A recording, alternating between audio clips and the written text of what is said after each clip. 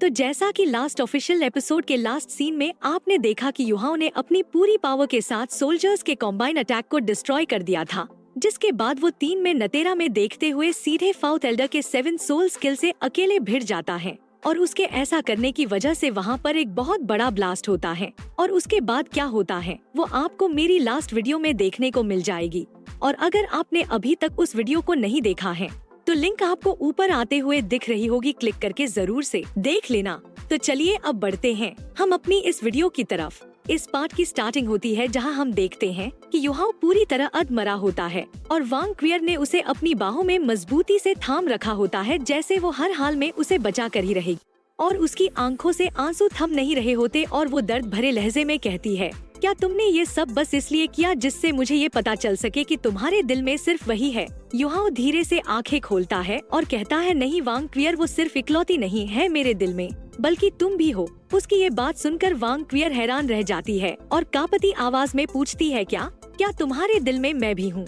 तो युहाओ उसकी तरफ देखते हुए उसे गले से लगा लेता है और कहता है, हाँ मेरे दिल में तुम और डोंगर दोनों हो, लेकिन मैं कभी हिम्मत नहीं जुटा सका इसे स्वीकार करने की। इसी वजह से मैं और डोंगर हम सबको तकलीफ झेलनी पड़ी। अगर मैंने शुरुआत से ही सच का सामना किया होता तो शायद आज की ये सिचुएशन कुछ और होती। और इस टाइम पे युहाओ की आंखों में गिल्ट, रिग्रेट और प्यार सब एक साथ छलक रहे होते हैं। और वो वांग क्वियर की आंखों में देखते हुए कहता है, वैसे भी इंसान तो एक इमोशनल एनिमल होता है, तो मैं कैसे अपनी आंखें बंद कर सकता था जबकि तुम मेरे लिए इतनी अच्छी थी। जब मुझे ये पता चला कि तुमने भी मेरे लिए yearning hurt broken red flower तोड़ा था, तो मेरे उस दिल का दरवाजा जो मैंने दुनिया के लिए बंद कर दिया था वो तुम्हारे लिए खुल गया था। लेकिन मैं उस सच का सामना करने की हिम्मत नहीं जुटा पाया और बस उस दरवाजे को फिर से बंद करने की कोशिश करता रहा। मेरा पहला प्यार डोंगर थी और मैं अब भी उससे प्यार करता हूँ, लेकिन इसका मतलब ये नहीं कि मैं तुम्हें ठुकरा दूँ। मैं अपनी पूरी कोशिश करूँगा कि तुम दोनों को खुश रख सकूँ, न कि किसी एक को तकलीफ देकर। ओरिजिनली मेरा प्लान था कि इस मिशन को पूरा करने के बाद मैं क्लियर स्काई क्लैन जाऊँ उससे मिलने, लेकिन अब ऐसा लगता है कि मैं शायद ये नहीं कर सकूंगा। अगर कभी तुम्हें मौका मिले तो प्लीज उसके पास जाना और उससे मिलना। इस टाइम पर युहाओ की आवाज धीमी होती जा रही थी, लेकिन हर शब्द में दर्द और सच्चाई झलक रही थी। और ये कहता है कि अगर डोंगर कभी होश में आए तो उसे बस इतना बताना कि तुम उसकी सिस्टर हो और जो कुछ भी पहले हुआ वो सिर्फ एक सपना था। लेकिन ना जाने क्यों कई बार मुझे सच में ऐसा लगता है जैसे तुम और डोंगर एक ही इंसान हो। तुम दोनों एक ही समय में मेरी जिंदगी में आई थी और शायद कितना आसान होता अगर सिर्फ तुम होती या सिर्फ वो होती, लेकिन अब कुछ नहीं बदला जा सकता। वांग क्वियर, प्लीज मुझे माफ कर दो। ये सुनकर वांग क्वियर की आंखें भर आती हैं और वो थरथराती आवाज में कहती है, नहीं युहाओ, माफी तुम्हें नहीं मुझे मांगनी चाहिए, क्योंकि वो मैं ही थी जो जबरदस्ती तुम्हारी जिंदगी में आई और शायद मेरे बिना ऐसा कुछ भी नहीं होता। और मुझे पहले से ही पता था कि तुम क्या सोच रहे हो। मैं जानती थी कि तुम अपनी जान देकर मुझे बचाना चाहते हो, लेकिन चाहे वजह जो भी हो, मैं तुमसे और उस क्रूएल्टी से जिससे तुमने मेरे दिल को छलनी कर दिया उससे नफरत कर कम से कम तब तक करती थी जब तक कि तुमने मुझे नहीं बताया था कि मैं भी तुम्हारे दिल में हूँ। और मैं तुम्हारी सिंसेरिटी को भी अब महसूस कर सकती हूँ और मेरा जो प्यार तुम्हारे लिए था वह एक बारी और वापस से जाग उठा है। और जब युहाओ वांग क्वियर के काफी ज्यादा करीब होता है तो वांग क्वियर कहती है, युहाओ, क्या तुम मुझे भी डोंगर के जैसे किस करना चाहते हो? जबकि युहाओ का चेहरा रोने जैसा हो रखा होता है और वांग क्वियर कहती है, मुझे किस करो। और इसे किस करते हुए युहाओ सोचता है, मेरे स्पिरिचुअल सी के अंदर जो स्पिरिचुअल पावर है वो अपनी लिमिट्स तक पहुंच चुकी है, जिसकी वजह से मेरी जो जिंदगी है वो खत्म होने को है। और युहाओ वांग डोंगर और वांग क्वियर को अपने मन में आखिरी अलविदा कहता है। लेकिन तभी अचानक से युहाओ और वांग क्वियर के बीच में स्पिरिचुअल कनेक्शन फॉर्म होती है, जिसे देखकर युहाओ भी काफी ज्यादा हैरान होता है। और तभी इसे वो बीस्ट दिखाई देता है जिससे इसे डेस्टिनी की पावर मिली थी। और वांग क्वियर कहती है, तुम हमेशा इस चीज के लिए काफी उत्सुक रहते थे ना, कि आखिर क्यों मेरा अपीयरेंस बिल्कुल डोंगर जैसा क्यों है, और आखिर क्यों मैं तुम्हारी गॉडेस ऑफ लाइट जैसी दिखती हूँ, वो जो उस दिन तुम्हारे और डोंगर की सोल फ्यूजन से अपीयर हुई थी। वो इसलिए क्योंकि मैं उसी गॉडेस ऑफ लाइट से ही आई हूँ। तो क्या अब तुम समझ पाए हो कि मैं कौन हूँ? और वहीं युहाओ के भीतर चल रही उलझनों की गुत्थी जैसे एक एक कर सुलझने लगती है। और ये कहता है, अब मुझे समझ आ गया है क्यों इसका चेहरा डोंगर जैसा लगता था, मगर सिर्फ वैसा नहीं है, ये तो गॉडेस ऑफ लाइट का सिंबल लगती है। आखिरकार अब मुझे ये भी समझ आने लगा है कि क्यों ये ग्रेट स्टार दो फॉरेस्ट में ऐसे घूमती थी जैसे हर पेड़ इसका अपना हो, और क्यों इसके भीतर सोल बीस्ट के लिए वो अजीब सी समझ है, वो कनेक्शन है जैसे उनकी भाषा बिना बोले जानती हो। और अब मुझे ये भी समझ आ गया है कि ये मेरे बारे में सब कुछ पहले से क्यों जानती थी, और क्यों जब भी मैं टूटा होता था तो ये मेरी तरफ खींची चली आती थी, क्योंकि ये एक ह्यूमन कभी थी ही नहीं, ये तो वो डिवाइन प्रेजेंस है जो मेरी सोल की डीपेस्ट गहराइयों से निकली है। तो वाह क्वियर कहती है, हाँ बेसिकली मैं कोई इंसान नहीं, मैं एक मैसेंजर हूँ जो डेस्टिनी की धड़कनों को महसूस कर सकती है और उस डेस्टिनी को बदल भी सकती है। और मेरे पास तुम्हारी भी सारी मेमोरीज हैं। और आज ये सब साफ हो गया, क्योंकि मैं कोई और नहीं, मैं वो हूँ जो समय से पहले ही तुम्हारे साथ बन चुकी थी। और मैं हूँ 3-eyed गोल्डन लायन। और इस सच्चाई के बाद आखिरकार हर पर्दा हट गया, ये साफ हो गया कि मैं डोंगर नहीं हूँ, उसका कोई अंश भी नहीं हूँ। मैं हूँ वो जो खुद को किसी की यादों से जोड़ बैठी। और अब जब मेरी रूह तुम्हारी बाहों में सिमटी है तो मैं खुद कहती हूँ, हाँ मैं ही हूँ 3-eyed गोल्डन लायन, वही जो एक बार तुमसे खींची चली आई थी इंसानों की दुनिया में सिर्फ इसलिए कि मेरे दिल ने तुम्हें चुना था। लेकिन जब तुमने मेरी आई ऑफ डेस्टिनी को अपनी ताकत बना लिया तब तुम मेरे जानी दुश्मन बन गए थे। और उस दिन से तुम्हें मिली मेरी यादें और मुझे मिली तुम्हारी, और इसीलिए मेरी यादों में सिर्फ जंगल का सन्नाटा था, पर तुम्हारी यादों ने मुझे दिखा दी ये दुनिया, उसकी सारी फीलिंग्स और उसके सारे एफर्ट्स, और इसीलिए मैं बदल गई और सिर्फ एक बीस्ट नहीं रही। मैं तुम्हारे साथ चलने वाली वो रूह बन गई जो अपनी पहचान खुद तुम्हारी आंखों में ढूंढ रही थी। और वैसे तो मैं बाकी सारे सोल बीस्ट से बिल्कुल अलग हूँ, क्योंकि मुझ पर फेट की कोई भी लिमिटेशन नहीं है। मैं वो हूँ जिसे इमॉर्टैलिटी मिली है, अगर मैं चाहूँ तो हमेशा के लिए जी सकती हूँ। लेकिन इस हजारों साल की जिंदगी ने मुझे बस एक ही चीज दी है, अकेलापन। ऐसा अकेलापन जिसमें मैंने हर दिन किसी अपने के होने की तड़प महसूस की। और जब मुझे ये एक छोटी सी अपॉर्चुनिटी मिली तो मैंने अपनी उस एंडलेस लोनलीनेस को पीछे छोड़कर एक इंसान बनने का फैसला किया। और मैंने उसी इंसानी रूप में खुद को ढाला जिस रूप को तुम्हारी यादों ने शेप दिया। मैं बनी गॉडेस ऑफ लाइट, वही गॉडेस जो तुम्हारी मेमोरी में कभी डिवाइन लाइट की तरह चमकती थी। और मेरा जो नाम है वांग क्वियर, वो भी तुम्हारे वांग डोंगर के नाम पर ही बना है, क्योंकि मैं जानती थी अगर मुझे इंसानी दुनिया में कोई नाम चाहिए तो वो नाम उसी से जुड़ा होना चाहिए जो तुम्हारे दिल से जुड़ी थी। और इस नए शरीर को शेप देने के लिए मैंने गोल्डन ड्रैगन की ब्लड लाइन का एक अंश लिया और अपनी बॉडी में उसे इंजेक्ट किया ताकि मैं उस मार्शल सोल को स्टिम्युलेट कर सकूं जो मुझे इस दुनिया में लाने में मदद करे। और फिर मैंने किया इंसानी दुनिया में कदम जहां हर चीज मेरे लिए नई थी। और जब मैं इस अनजानी दुनिया को देख रही थी तो मेरी रूह ने पहली बार हैप्पीनेस को महसूस किया और क्यूरियोसिटी को भी, लेकिन उसी के साथ एक अनकही बेचैनी थी, क्योंकि मुझे नहीं पता था कि मैं कौन हूँ, कहाँ से आई हूँ। और जो तुम्हारे लिए एक गॉडेस थी वो खुद अंदर से खोई हुई थी। धीरे धीरे जब मैं इस ह्यूमन वर्ल्ड में आई तो मुझे डर लगने लगा, क्योंकि इस दुनिया का मेरे लिए कोई मतलब नहीं था सिवाय तुम्हारे। और सच कहूँ तो मुझे आज भी नहीं पता कि आखिर क्यों मैं सीधे तुम्हारे पास ही आई। शायद क्योंकि मेरी आई ऑफ डेस्टिनी तुमसे जुड़ी थी और मैं खुद ब खुद खींची चली आई। और जब मैं श्रेक एकेडमी में आई तब तक मैं पहले ही एक इंसान बन चुकी थी। और ये तो साफ था कि तुम मुझे नहीं पहचान सकते थे, लेकिन मैं तुम्हें पहचान सकती थी। और जब हमारी मुलाकात दोबारा हुई तो उस पल की फीलिंग ऐसी थी जैसे मेरी सारी दुनिया बस उस एक सेकंड में समा गई हो। और शायद वो इसलिए क्योंकि जब भी मैं तुम्हारे पास होती थी तो मेरी आंखों से तुम्हारे सारे जज्बात साफ महसूस होते थे, तुम्हारा डर, तुम्हारी बेचैनी, सब कुछ। और इसलिए मैंने खुद को तुम्हारे करीब रखा ताकि मैं देख सकूं कि तुम कैसे रहते हो और क्या वाकई इंसानों और सोल बीस्ट्स में कोई फर्क है। और जब मैंने तुम्हारी दुनिया को करीब से देखा तो एक और सच्चाई सामने आई कि जिस दोस्त को तुम अपना सबसे अच्छा दोस्त मानते थे वो तो असल में एक लड़की थी और वही तुम्हारी जोड़ीदार भी बनी। और उसी पल मैंने पहली बार जलन को महसूस किया, क्योंकि मैं समझ नहीं पा रही थी कि क्या मुझे तुमसे प्यार हो गया है या फिर सिर्फ तुम्हारी मेमोरीज ने मुझ में ये सब जगा दिया है। और यही सोचकर मैं अंदर से टूट सी गई, क्योंकि अब सब कुछ बहुत ज्यादा कंफ्यूजिंग हो गया था। और मुझे लगा कि शायद मुझे वापस लौट जाना चाहिए फॉरेस्ट में, वहीं जहाँ से मैं आई थी। लेकिन फिर मेरे अंदर एक फाइट शुरू हो गई, क्योंकि मैं इस एक मौके को ऐसे ही खो नहीं सकती थी। तो मैंने ठान लिया कि मैं अंत तक अपने इरादे पर कायम रहूंगी। और तब मैंने तुम्हारे साथ मिलकर स्टार डू फॉरेस्ट में कदम रखा ताकि तुम्हारे लिए एक सूटेबल सोल रिंग खोज सकूं।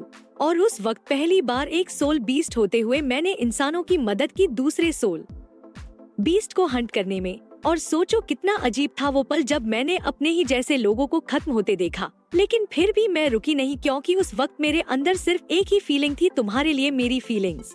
और तब मैंने तुम्हारी माँ की वो दर्द भरी कहानी सुनी जिसने मेरे अंदर सब कुछ तोड़ दिया। और तभी मुझे पहली बार एहसास हुआ कि इंसान और सोल बीस्ट में फर्क सिर्फ शरीर का नहीं बल्कि एहसासों का भी होता है, क्योंकि इंसानों के पास वो इमोशंस होते हैं जो शायद हमारे पास कभी नहीं रहे। और ये बात मुझे उस समय पूरी तरह से समझ आ गई जब मैंने तुम्हारे साथ एक असली जिंदगी और मौत की लड़ाई लड़ी थी। और शायद तब से ही तुम्हारा जो असर था वो मुझ पर गहराई से छाने लगा था और मुझे खुद नहीं पता चला कि कब तुम्हारी मौजूदगी मेरे लिए मायने रखने लगी और कब मैं तुम्हारे प्यार में पड़ गई। लेकिन फिर भी मुझे पता था कि डेस्टिनी को बदलना एक बहुत बड़ा खतरा होता है। लेकिन फिर भी मैं रुकी नहीं, क्योंकि तुमसे दूर जाना अब मेरे बस में नहीं था। लेकिन फिर तुमने मुझे धीरे धीरे डोंगर की वजह से रिजेक्ट करना शुरू कर दिया और उस वक्त पहली बार मेरे अंदर एक सूनापन भर गया, क्योंकि मुझे लगने लगा था कि शायद डोंगर ने भी ये महसूस कर लिया था कि मैं उसके लिए एक असली खतरा बन चुकी हूँ। और उस समय यहाँ तक कि मुझे थोड़ा सा प्राउड भी हो रहा था, क्योंकि अभी क्या हुआ अगर हम एक जैसे भी दिखते हैं। लेकिन क्योंकि मैं उससे कहीं ज्यादा पावरफुल थी, इसलिए मुझे लगता था कि मैं तुम्हें उससे आसानी से छीन सकती हूँ। मगर सच कहूँ तो मुझे बिल्कुल भी समझ नहीं आ रहा था कि आखिर ऐसा क्या करूँ जिससे तुम मुझे पसंद करने लगो और मेरे प्यार में पड़ जाओ। और सच में उस वक्त मैं बहुत ज्यादा कंफ्यूज थी और शायद थोड़ी सी जेलस भी। लेकिन फिर अचानक से मैंने तुम्हें एक दिन श्रेक कॉलेज से बाहर जाते देखा और तुम्हारा चेहरा कुछ ज्यादा ही परेशान था और तुम कुछ ढूंढते हुए से लग रहे थे। तो मुझे जबरदस्त क्यूरियोसिटी हुई कि आखिर तुम जा कहाँ रहे हो, और मैंने बिना एक पल सोचे तुम्हें फॉलो करना शुरू कर दिया। और जब मैंने तुम्हें डोंगर के लिए इतने ज्यादा डेस्परेट और डिटरमाइंड होते हुए देखा तो तुम्हारा वो विजडम, तुम्हारी वो डेडिकेशन ने मुझे भीतर तक हिला कर रख दिया। और फिर जब मैंने तुम्हें उस हॉट स्प्रिंग वाटर को पीते हुए देखा जो आराम से किसी भी मेटल को भी पिघला सकता था, तो क्या तुम जानते हो उस पल मुझे कैसा फील हुआ? उस पल मुझे पहली बार ये समझ में आया कि डोंगर के लिए तुम्हारा प्यार कितना सच्चा है और तुम्हारा दिल कितना साफ है। और तभी मुझे पहली बार तुमसे सच में प्यार हो गया था। और उस समय पहली बार मुझे हार्ट अटैक जैसा फील हुआ, जो कि वाकई में काफी दर्दनाक था। और उसी पल मुझे सच में ये समझ में आया कि आखिर प्यार क्या होता है। और तुम्हारी वो फीलिंग जिसने डोंगर के लिए अपनी जान तक दांव पर लगा दी थी, वो मेरे अंदर तक उतर गई थी। लेकिन क्या तुमने कभी एक पल के लिए भी ये सोचा कि मैं तो सिर्फ तुम्हारे लिए ही हर समय तुम्हारे साथ खड़ी रही, तो मेरे लिए वो पल कितने ज्यादा पेनफुल रहे होंगे? और उस पल मैंने भी अपने मुंह से खून निकाला और फिर मैंने वो yearning broken heart red flower तुम्हारे लिए तोड़ दिया। और जब मैंने उसे तोड़ा तब मुझे सच में ये रियलाइज हुआ कि मैं सच में तुमसे प्यार करने लगी हूँ। लेकिन उसी के साथ साथ मुझे अपने आप पर थोड़ा सा स्टूपिड फील भी हुआ, क्योंकि सच कहूँ तो हम दोनों तो बिल्कुल अपोजिट थे। तुम एक ह्यूमन थे और मैं एक सोल बीस्ट, और इसलिए हम दोनों का साथ होना शायद कभी पॉसिबल ही नहीं था। लेकिन मैं तो इतनी ज्यादा स्टूपिड थी कि अगर तुमने मुझसे कहा होता तो मैं उन अंगारों पर भी चलने को रेडी थी।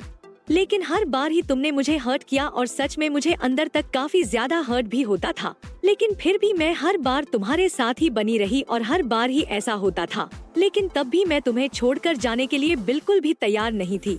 ये तब तक की बात है जब तक कि डोंगर तुम्हारे लिए मर नहीं गई थी। और उसी दिन मुझे पहली बार इस चीज का एहसास हुआ कि डोंगर का जो प्यार है तुम्हारे लिए, वो मेरे वाले प्यार से भी कहीं ज्यादा डीप है। और शायद इसलिए उस दिन मुझे अपने आप पर डाउट होने लगा, क्योंकि अगर डोंगर सच में मर जाती तो मैं हमेशा हमेशा के लिए तुम्हारे साथ रह सकती थी। और उस वक्त मेरा जो प्यार था तुम्हारे लिए वो अब भी सेल्फिश था। लेकिन सच्चाई ये है कि ऐसा कुछ भी नहीं हुआ, क्योंकि तुम्हारा प्यार पूरी तरह से प्योर था और बिल्कुल उसी के लिए था। और डोंगर भी तुम्हारे लिए किसी भी मोमेंट में अपनी जान दे सकती थी बिना किसी हेजिटेशन के, बिल्कुल वैसे ही जैसे तुम भी उसके लिए सब कुछ सैक्रिफाइस कर सकते थे। और उस पल मुझे फाइनली ये समझ में आ गया कि मैं तो सिर्फ एक आउटसाइडर हूँ जिसे तुम दोनों के बीच कभी नहीं आना चाहिए था। और शायद इसीलिए अब मुझे भी खुद को पीछे हटाना पड़ेगा। इसलिए मैं वापस लौट गई उस सेम फॉरेस्ट में जहाँ से मैं आई थी। और उस समय मैंने अपने दिल से ये बात पूरी तरह से निकाल दी कि अब मैं कभी भी तुम्हें दोबारा देखूंगी या तुम्हारे आसपास भी आऊंगी। और मैंने ये डिसाइड कर लिया था कि जो भी कुछ हमारे बीच हुआ था वो अब सिर्फ एक बीती याद बन जाएगा। और भले ही मैंने इंसानों से प्यार करना तुमसे सीखा हो, लेकिन उन्हें भुलाना मैं आज तक नहीं सीख पाई। और शायद यही वजह थी कि मैं तुम्हें भी कभी भूल नहीं सकी। और जब मुझे तुम्हारे ऊपर आने वाला खतरा महसूस हुआ तो उस वक्त मैं बिल्कुल भी खुद को रोक नहीं पाई। और इस बार डोंगर भी तुम्हारे पास नहीं थी और युहाओं इस वक्त इतना ज्यादा टूटा हुआ था कि कुछ बोलने की हालत में भी नहीं था। और फिर वांग क्वियर एक हल्की सी मुस्कान के साथ युहाओ से कहती है, सच बताओ युहाओ, अभी के तुम मुझे पहले से कहीं ज्यादा अच्छे लग रहे हो और शायद इसलिए कि अब तुम लड़ भी नहीं सकते। तो अब तुम बस चुपचाप बने रहो क्योंकि मैं अब हमेशा हमेशा के लिए तुम्हारे साथ रहना चाहती हूँ। युहाओ, मैं तुम्हें मरने नहीं देने वाली हूँ। तुम्हें हर हालत में जिंदा रहना होगा क्योंकि इस डुलियो कॉन्टिनेंट को तुम्हारे जैसे किसी की अब भी जरूरत है। और युहाओ, तुम्हारा बहुत बहुत शुक्रिया इस बात के लिए कि आखिरकार तुमने मुझे ये बता ही दिया कि तुम्हारे दिल में मेरे लिए भी एक जगह है। और पता है, मुझे एक बार के लिए भी ऐसा नहीं लग रहा कि तुम्हारा ह्यूमन लव बेकार गया हो। शायद इसलिए क्योंकि मैं खुद भी अब काफी हद तक इंसान बन चुकी हूँ। और युहाओ, तुम्हारा बहुत धन्यवाद क्योंकि शायद ये हमारे लिए सबसे बेस्ट एंडिंग साबित होगी। और मुझे इतनी अच्छी जिंदगी देने के लिए मैं तुम्हारा हमेशा शुक्रगुजार रहूंगी। और अब चाहे कुछ भी क्यों ना हो, अब हम कभी भी एक दूसरे से अलग नहीं होंगे। और इस वक्त हम देखते हैं कि वांग क्वियर की पूरी बॉडी धीरे धीरे प्योर गोल्डन लाइट में बदलने लगती है और उसकी बॉडी से उसके कपड़े गायब होने लगते हैं और फिर वो सीधा युहाओ की फोरहेड की तरफ बढ़ने लगती है। और ये सब होते हुए युहाओ पूरी ताकत से उसे रोकने की कोशिश करता है, लेकिन वो वांग क्वियर को रोक नहीं पाता और फिर वो पूरी तरीके से युहाओ की बॉडी के अंदर समा जाती है। और तभी युहाओ की बॉडी भी एक डिवाइन सी गोल्डन लाइट से भर उठती है, जैसे किसी ने उसकी पूरी सोल को रोशनी से जगा दिया हो। और वांग क्वियर के ऐसा करने से युहाओ अंदर से पूरी तरीके से टूट चुका होता है क्योंकि वो जानता था कि अब वो उसे हमेशा के लिए खो देगा।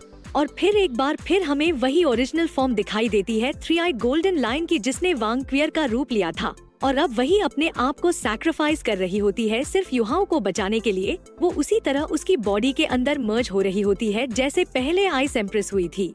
और युहाओ उसे रोकने के लिए पूरी जान से चिल्ला रहा होता है। उसकी आवाज में इतना दर्द होता है कि उसकी स्पिरिचुअल सी में जैसे बाढ़ सी आ गई हो। तो दोस्तों, इसी के साथ आज की ये वीडियो यहीं पर एंड होती है। और दोस्तों, अगली वीडियो से आप देखने वाले हो एकदम फ्रेश न्यू वीडियो को। और हाँ, अब सोल लैंड 2 की सीरीज में जबरदस्त टर्न आने वाला है और हमें अब एक से बढ़ के एक कैरेक्टर देखने को मिलेंगे। अगर आप नेक्स्ट पार्ट के लिए एक्साइटेड हो तो वीडियो को लाइक जरूर से कर देना। वो क्या है कि आप लाइक दबाने में बहुत कंजूसी दिखा रहे हो। और हाँ, कमेंट में नेक्स्ट पार्ट लिखकर जरूर से जाना। Okay, bye bye, take care.